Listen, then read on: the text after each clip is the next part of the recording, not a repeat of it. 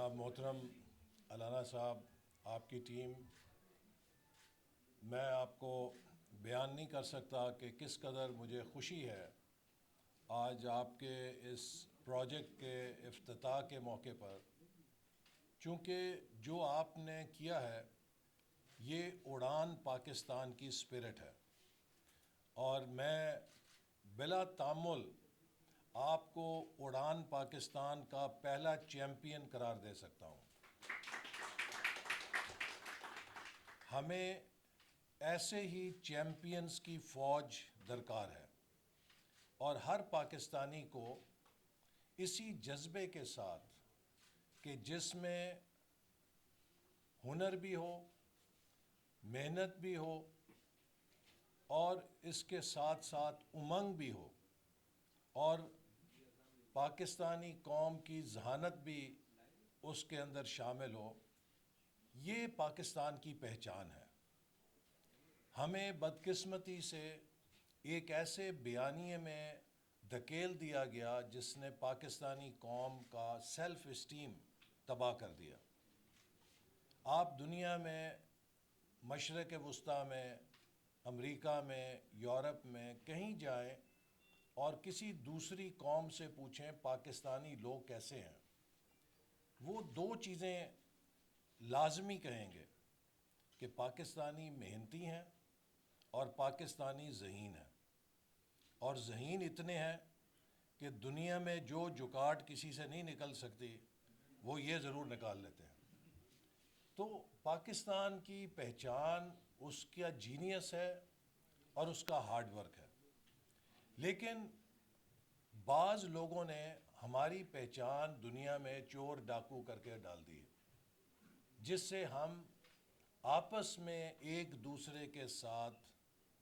نفرتوں کی دیواروں سے تقسیم ہو گئے ہیں۔ آج پاکستان جہاں کھڑا ہے، ہمیں مستقبل پر نظر ڈالنی ہے۔ آج سے 23 سال کے بعد، بلکہ 22 سال کے بعد،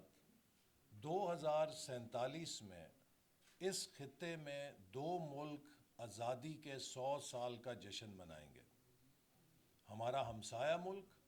اور ہم۔ اور جو سوال آج ہر پاکستانی کو پوچھنا ہے وہ یہ ہے کہ ہمیں بڑی حد تک اندازہ ہے کہ ہمارے ہمسایہ ملک کا بیانیہ 2047 میں کیا ہوگا۔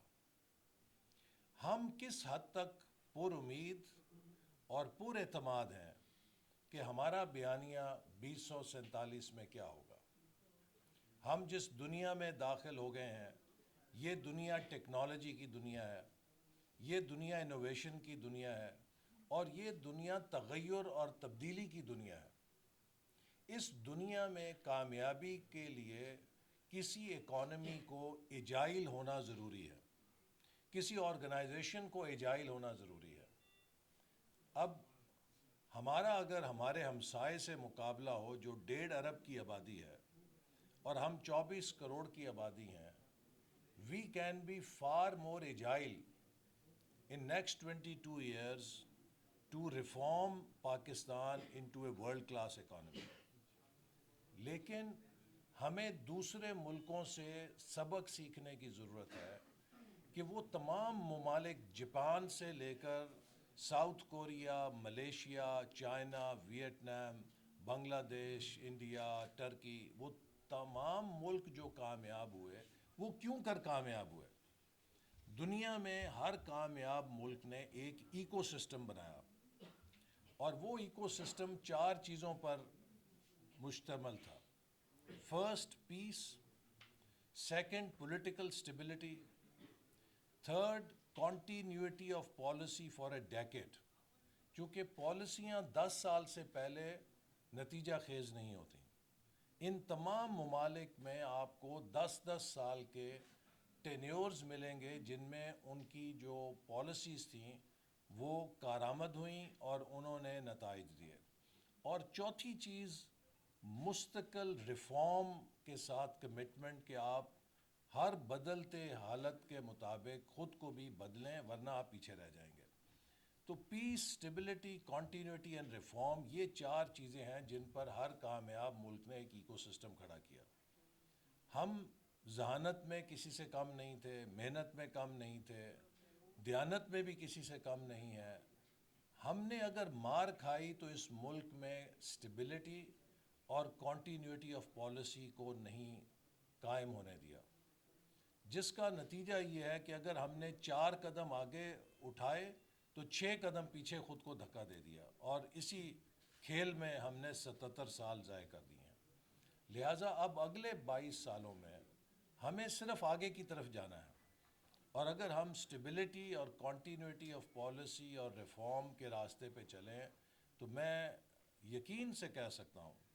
کہ جو پاکستانی قوم کا پوٹینشیل ہے، ہم اگلے 22 سالوں میں شاید 50 سالوں سے زیادہ کا سفر میک اپ کر سکتے ہیں، اور اس کے لیے ہمیں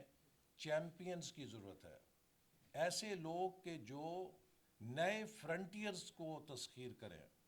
جو نئی انوویشن کے ذریعے پاکستان کی معیشت میں نئی ٹیکنالوجیکل کمپٹنس پیدا کریں، چونکہ جو نیا دور ہے یہ ٹیکنالوجی سے عبارت ہے۔ ہم ایک 4th انڈسٹریل ریولوشن میں داخل ہو چکے ہیں، اور اب 5th انڈسٹریل ریولوشن کی بات بھی ہو رہی ہے، اور اس انڈسٹریل ریولوشن میں پلاٹوں کی معیشت نہیں چلے گی کہ جہاں پر پیسہ صرف فائلیں بیچ کے کمایا جاتا ہے۔ اس انڈسٹریل ریولوشن 4 اور 5 میں وہ معیشت کامیاب ہوگی جو اس طرح کی ایجادات اور انوویشنز کر سکے گی، جو ٹیکنالوجی کو، جو انٹرپرائز کو اور جو انوویشن کو یکجا کر کے نئے نئے پروڈکٹس بنا کے دنیا میں مارکیٹس کو کانکر کر سکے گی۔ اور اس کے لیے پاکستان کو اپنی اس کمزوری پہ قابو پانا ہے جو ہماری معیشت کی سب سے بڑی کمزوری ہے، کہ ہم ڈالر استعمال کرنا جانتے ہیں لیکن ہم ڈالر کمانا نہیں جانتے، اور ڈالر کمانے کا ایک ہی راستہ ہے کہ ہمیں اپنے ایکسپورٹ کے انجن کو وسعت دینی ہے، اور ایکسپورٹ کے انجن کو طاقتور کر کے 30 ارب ڈالر سے 100 ارب ڈالر کی ایکسپورٹ پر اگلے 8-9 سالوں میں پہنچنا ہے۔ اگر ہم نے یہ جست نہ لگائی، یہ بگ پلنج نہ لی، تو ہمارے لیے بہت سے مسائل پیدا ہو سکتے ہیں، لیکن ہمارے پاس جو صلاحیت ہے ہم اس سے بہت بہتر کر سکتے ہیں، چونکہ ہم بہت انڈر پوٹینشل پہ اس وقت کام کر رہے ہیں۔ پاکستان کی زراعت میں یہ پوٹینشل ہے کہ وہ 10 ارب ڈالر کی درآمدات کرنے کی بجائے 10 سے 20 ارب ڈالر برآمدات میں ہمیں کما کے دے سکتی ہے۔ پاکستان کی صنعت میں یہ پوٹینشل ہے کہ وہ پاکستان کے لیے صرف 10-15 ارب ڈالر نہیں بلکہ 100، 200، 300، 400 ارب ڈالر کی برآمدات کر کے دے سکتے ہیں۔ ہمارے پاس فی الوقت توانائی کا بحران ہے جس سے بجلی مہنگی ہے، لیکن اس کے بالمقابل ہمارا ہیومن ریسورس دنیا کا سستا ترین ہیومن ریسورس ہے۔ اگر ہم اپنی مین پاور کو اور ہیومن ریسورس کو لیوریج کریں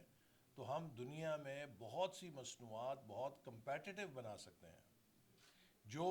سائنسدان یا جو پروفیشنل یہاں 3 لاکھ روپے میں ملے گا، وہ باہر 30 اور 40 لاکھ روپے میں کمپنی کو کاسٹ کرتا ہے۔ تو یہ ایک بہت بڑی ایڈوانٹیج ہے کہ پاکستان جو ہماری نوجوان آبادی ہے اور جو ہماری صلاحیت ہے اس کو اگر ہم پوری طرح بروئے کار لائیں تو ایک لو کاسٹ پروڈیوسر بن کے مینوفیکچرنگ میں، ٹیکنالوجی میں اپنا سکہ منوا سکتا ہے اور ملک کی برآمدات کو تیزی سے ترقی دے سکتا ہے۔ اسی لیے اڑان پاکستان کا ایک بنیادی پلر یہ ہے کہ ہم میڈ ان پاکستان کو دنیا میں کوالٹی کا برانڈ بنائیں۔ Made in Pakistan should be a brand of choice. لوگ میڈ ان پاکستان مصنوعات کو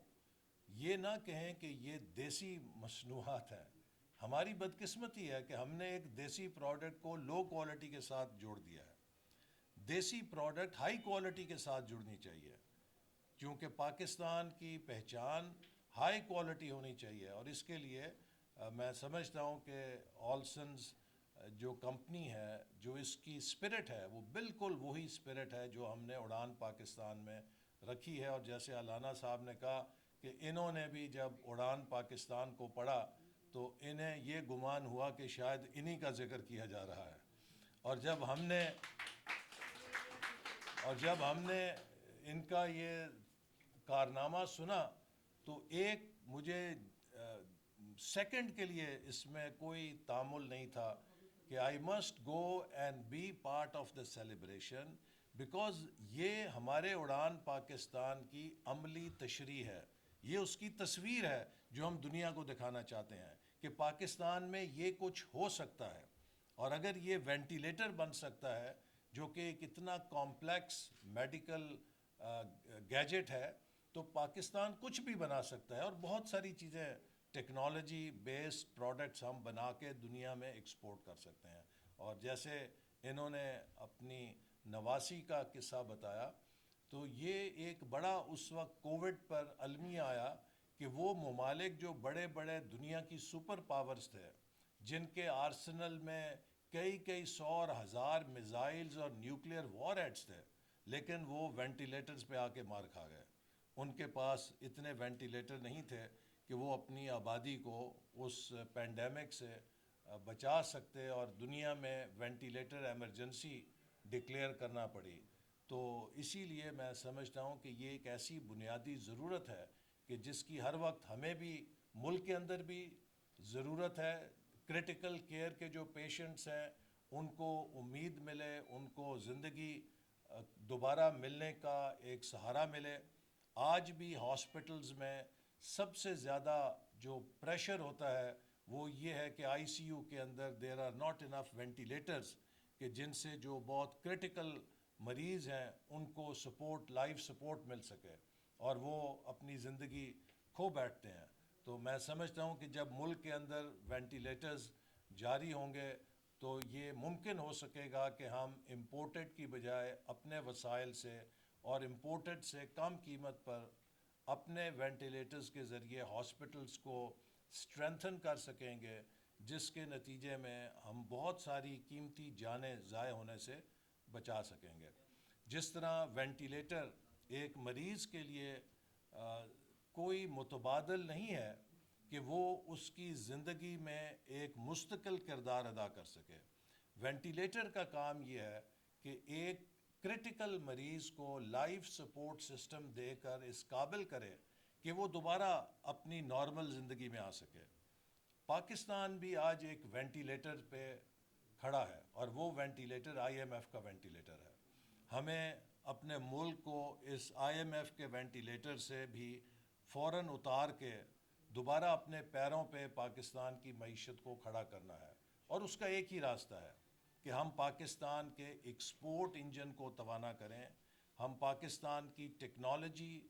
کی بنیاد کو مضبوط کریں، اور پاکستانی قوم کے انٹرپرائز کو، ان کی اس امنگ کو کہ جس سے وہ نئے مصنوعات بنا سکیں اور اپنے انٹرپرینورشپ کے ذریعے وہ دنیا میں عالمی منڈیوں میں پاکستان کے جھنڈے کو فروغ دے سکیں، اس چیز کو ہم تقویت دیں اور سپورٹ کریں. تو آئی وانٹ ٹو ایشور علانہ صاحب کہ ان کے اس وینچر میں اور ان کے ذریعے پاکستان کے پورے پرائیویٹ سیکٹر کو میں یہ ایشور کرانا چاہتا ہوں کہ you are the drivers of Pakistan's future. Our job in government is to only facilitate you and enable you. ہم ہر اس پرائیویٹ سیکٹر کے ساتھ اس کی پشت پہ کھڑے ہوں گے جو ان کی تقلید کرتے ہوئے اپنے ریسرچ سے، اپنی ٹیکنالوجیکل کیپیبلٹی سے ایسی مصنوعات بنائیں گے کہ جو پاکستان کو عالمی منڈیوں میں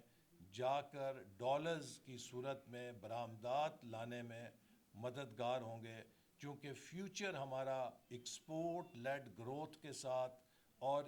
پرائیویٹ سیکٹر کے انٹرپرائز کے ساتھ جڑا ہوا ہے. اور اسی کے ذریعے ہم اپنے نوجوانوں کو بھی روزگار دے سکتے ہیں، اور اسی کے ذریعے ہم اپنے نوجوانوں کی اس ڈیموگرافک ڈویڈنڈ سے فائدہ اٹھا سکتے ہیں جو کہ ہمیں اللہ تعالیٰ نے اس وقت دیا ہے۔ ان دا اینڈ میں دوبارہ تمام ٹیم کو، علانہ صاحب کی ٹیم کو، جنہوں نے اپنی ڈیڈیکیشن سے، جنہوں نے اپنی محنت سے اس کارنامے کو سر انجام دیا ہے، مبارکباد دیتا ہوں۔ وہ سب ہیروز ہیں پاکستان کے انڈسٹری کے،